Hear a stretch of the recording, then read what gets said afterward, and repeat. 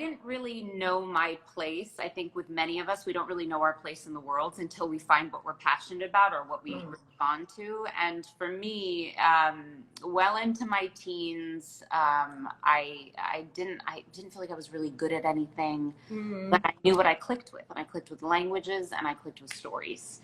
And so my first sort of introduction into the arts world was music, classical music, which I fell in love with. And the first piece of music that I fell in love with was Rimsky-Korsakov's Scheherazade. So, yes, so wow.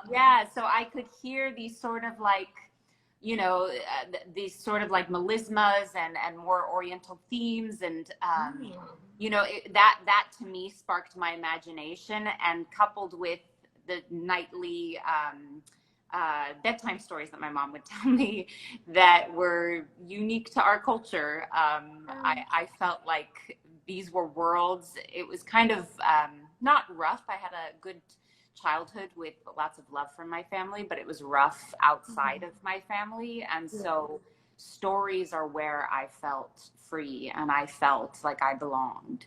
I like to say that I came out the womb like as an entertainer. Like I was ready to, you know, be on stage, be performing, from, you know, as long as I could talk and think and move. And so it all like was just so innate, I think, for me. I started dancing at the age of 3. And that is kind of where it all really started for me. You know, I started in competitive dancing, and then, you know, when I wanted to take it a little bit more seriously and professionally, I moved to the Debbie Allen Dance Academy. And I was, I think, about 7 or 8 at that point. And that's when I really was, for the first time, exposed to live performance. And so I think that was the first time I really stepped into that storytelling space. And I loved it, not only because I loved, you know, expressing myself through art, but I also loved the idea of stepping into someone else's shoes to tell an important story. Or just, you know, to have fun and evoke some kind of emotion in someone else. And so that is kind of where it all started. And it truly just snowballed from there. My parents were readers, and they had a very early age. And actually, even before I could read, I would memorize what they were, the stories that they were reading to me.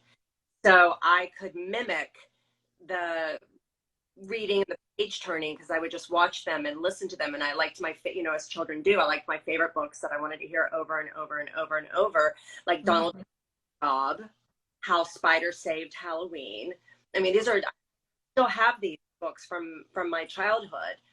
And so for me, it was very, very early. You know, my grandmother so I grew up in France, and my grandmother she was the last one, sort of, until me, I guess, in a long generation of storytellers. She literally, she would go places and tell stories, is something that she used to do. And yeah, it's like a tradition. She grew up in North Africa, in Morocco, and it was something that they did it's pretty popular in France as well. And you literally go and you tell all these like cautionary tales to people, and it's like sort of it's like literally storytelling. Literally. And she would bring me along with her, and it was always kind of a fun, you know, it's nice. I always really enjoyed the presentation of it, you know, like the theatrics sort of. The theatrics. And then later I went and I did theater, and that sort of like organically blossomed into me coming to LA. Transitioning into an adult storyteller is a lot different than obviously was a child, and I fell in love with it too. So I'm growing to like it for different reasons. But I think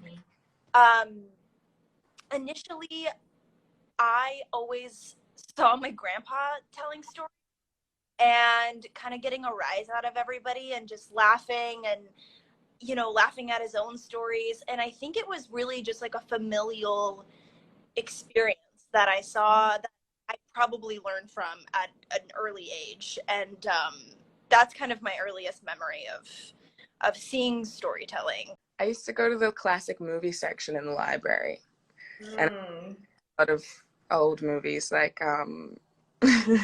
like Josephine Baker movies, movies that are probably a little problematic now, but at the time, like, I don't know, I loved it. So I think it was when I first saw Crouching Tiger, Hidden Dragon.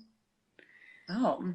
I went to see it with Nichole was like, I'm not expecting that, but it's kind of on brand, right? I mean, Pasadena, you're around a lot of Chinese people, maybe. Well, okay, so me and my family went to see it, and I remember just being like, holy shit.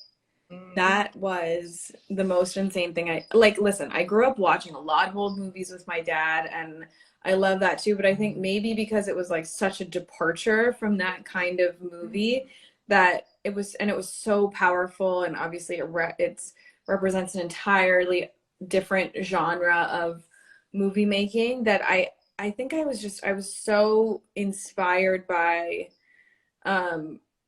the physical aspect of that storytelling that it was just I remember being completely blown away by it and feeling like it was such an artistically moving experience that I was like, oh my god, I gotta be, if I'm not gonna be an actor, which I wasn't sure at that point. I think I had that in my head already, but I was like, I gotta be some kind of artist. Like, that was incredible.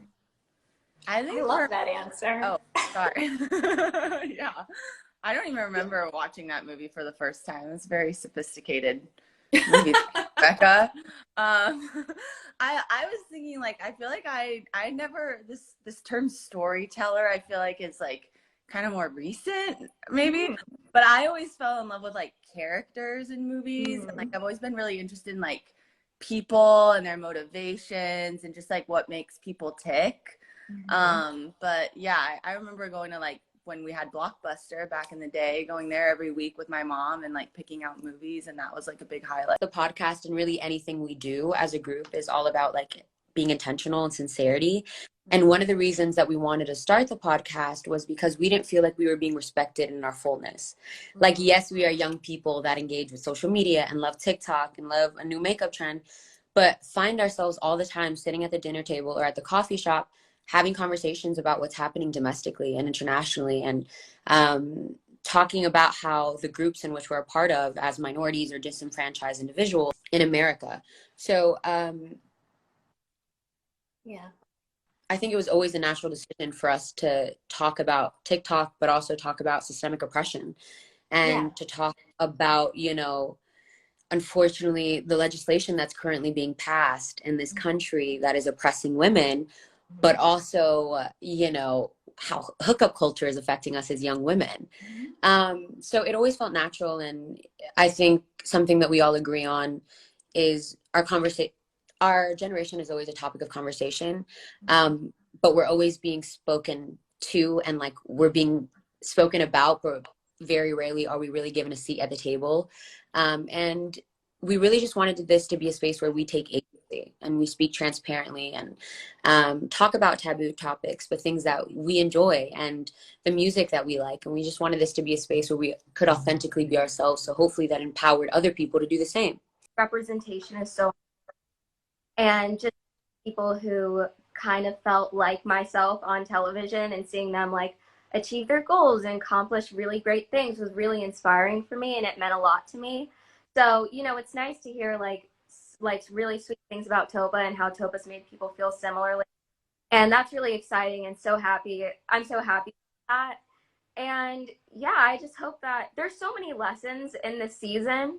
So I just hope they'll watch intently and they can like reflect on the lessons that are there, and then they can just live them out in their own lives. Oh, that was lovely. Gorgeous. You know, I think this show, especially this year, has done such a great job of creating empathy in so many different realms, you know, whether it's Claire and Isaac, or, you know, it's over here with Tala, you know, and Jay's character, like, you know, and John, where she can't be with him because she beats him up every time they have sex. But I think, you know, I think what this situation, our conversation in this show specifically, is just so of now, and so many people are going through this. And I've been reached out through, you know, Cameo or Instagram by many people who this has influenced massively in the support of people like Kelly, you know what I mean, and how strong Totah is in coming forward and saying, I want to be this person, as hard as that is, and I'm going to lose one of my fathers. And, you know, people, this is real stuff people go through, if not worse. And I think just finding a place, whether it's in space or not, that creates this reality for people to feel like they're seen, is beautiful.